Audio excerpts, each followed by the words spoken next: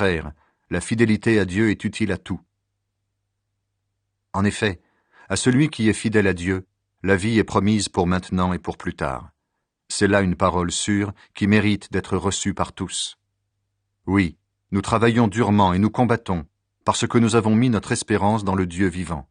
Il est le sauveur de tous, surtout de ceux qui croient. Voilà ce que tu dois commander et enseigner.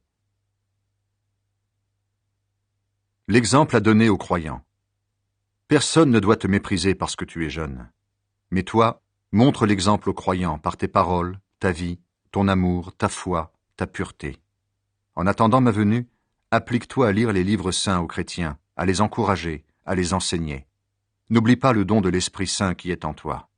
Tu l'as reçu quand les prophètes ont parlé et quand le groupe des anciens a posé les mains sur ta tête. Fais tout cela avec grand soin, donne-toi à ce travail entièrement, alors tous verront tes progrès. Fais attention à ta façon de vivre et à ton enseignement. Reste fidèle dans tout cela. Oui, si tu agis ainsi, tu te sauveras toi-même, ainsi que ceux qui t'écoutent. Ne parle pas durement à un homme âgé, mais donne-lui des conseils comme s'il était ton père. Conseille les jeunes gens comme des frères, les femmes âgées comme des mères. Conseille aussi les jeunes femmes comme des sœurs, en toute pureté. Les veuves dans la communauté. Prends soin des veuves, de celles qui sont vraiment seules. Mais si une veuve a des enfants ou des petits-enfants, il faut qu'ils apprennent ceci. C'est d'abord eux qui doivent s'occuper de leur famille. De cette façon, ils rendront à leurs parents et à leurs grands-parents ce qu'ils ont reçu d'eux. Voilà ce qui plaît à Dieu. La veuve qui n'a personne pour s'occuper d'elle et qui reste complètement seule a mis sa confiance en Dieu. Jour et nuit, elle prie et supplie Dieu sans cesse. Mais la veuve qui cherche seulement son plaisir, elle est déjà morte, même si elle paraît vivante. Voilà aussi ce que tu dois rappeler aux veuves pour qu'on n'ait rien à leur reprocher.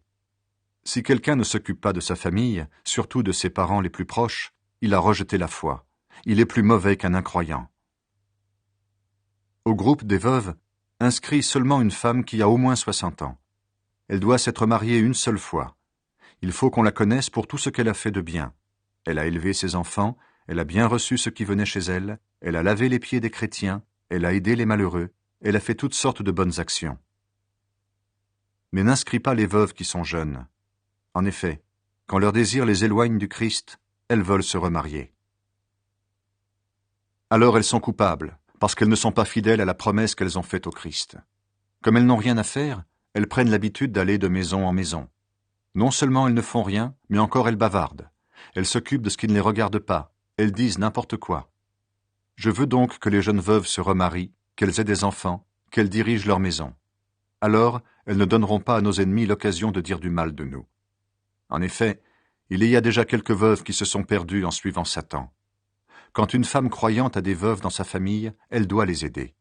Ainsi, l'Église n'aura pas à s'en charger et elle pourra aider les veuves qui sont vraiment seules. Les anciens dans la communauté. Quand les anciens dirigent bien l'Église, ils méritent de recevoir un salaire double. Ils le méritent surtout quand ils travaillent durement au service de la parole et pour enseigner. En effet, les livres saints le disent. Quand le bœuf travaille pendant la récolte, ne l'empêche pas de manger les épis. Et encore, l'ouvrier doit recevoir un salaire. Il faut 2 ou 3 témoins pour accuser un ancien. Sinon, n'accepte pas qu'on l'accuse. Fais des reproches devant tout le monde à ceux qui commettent des péchés. Alors, les autres aussi auront peur de mal faire. Voici ce que je te demande avec force devant Dieu, devant le Christ Jésus et devant les anges de Dieu. Respecte tout cela sans être injuste, sans faire de différence entre les gens. Ne te presse pas de poser les mains sur la tête de quelqu'un. Ne participe pas au péché des autres. Toi-même, garde-toi pur. Ne bois pas seulement de l'eau. Prends un peu de vin à cause de ton estomac, puisque tu es souvent malade. On s'aperçoit tout de suite des péchés de certaines personnes avant même de les juger. Au contraire, chez d'autres, on s'en aperçoit seulement plus tard. Les bonnes actions, elles aussi, se voient tout de suite. Même celles qu'on ne voit pas tout de suite ne peuvent pas rester cachées.